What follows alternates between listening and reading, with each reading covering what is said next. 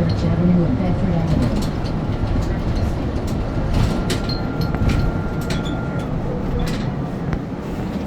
Thank you. Have a good day. Oh yeah.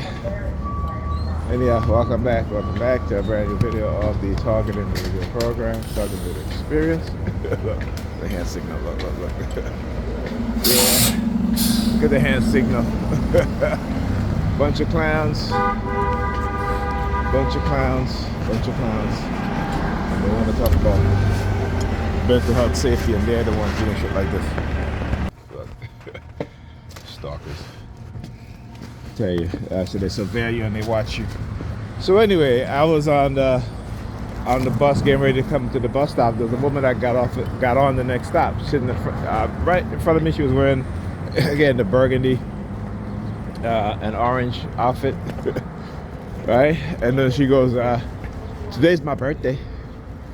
And I was like, I said to myself, "Oh, here she comes. She's asking for money. And I already know what's coming." Right? Usually when they do that is to see how much money I have, because they already know how much money I have in my wallet through remote neural monitoring. Right?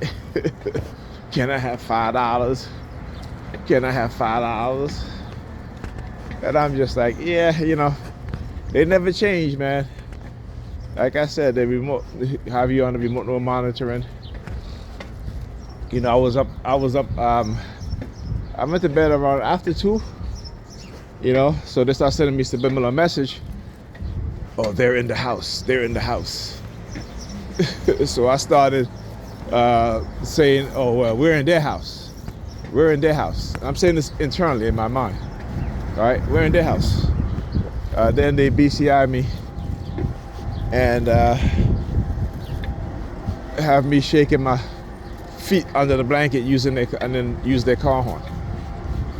All right, so if I talk about how whenever I walk into my bedroom, I have a green blanket.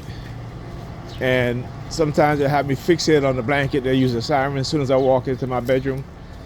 They have me fixated. And I can tell whenever they have me under mind control or BCI. And it's funny. They're like, oh, it's, we're in the house. So I get up to go to the bathroom.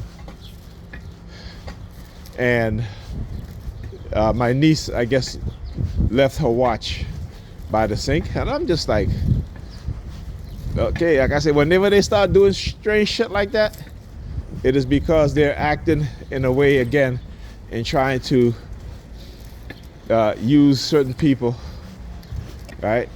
So I talk about how there are times when I go use the bathroom, they'll pee all over the toilet seat, don't even wipe it. They'll leave feces on the toilet seat, don't even clean it.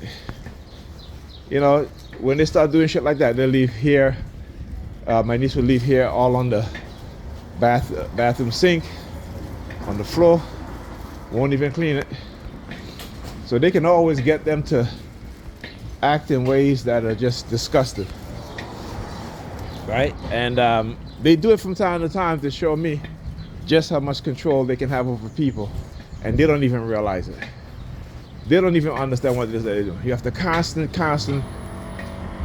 correct them. Hey, don't leave your hair all on the bathroom sink. Same thing with Pam. Pam does it all the time. My daughter, I have to call her many times to come and pick up this, pick that up. They created human beings the way they want to create human beings. They talk about Dr. Jose Delgado, right? The psychotization of people within the society, right? This is a CIA doctor who was heavily involved in the mind control program, and he wrote a book, right? They wrote a book. They tried to say, oh, it's fiction. It's not fiction.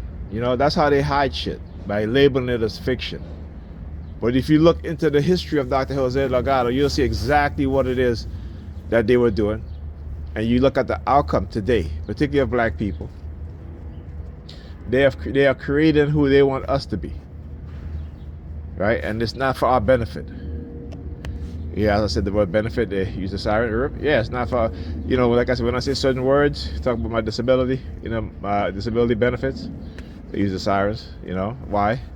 Because I refuse to remain silent. You can't use money, the fact that you've disabled me and harmed me in many ways, right? And then try to use my disability as a tool to silence me. It's not going to happen. All right.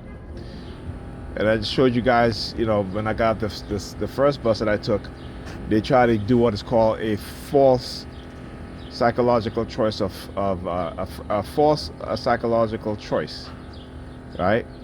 Using the two teenagers, you know, he had a silver water bottle in his hand. You know what I'm saying? The other dude wearing a brown jacket.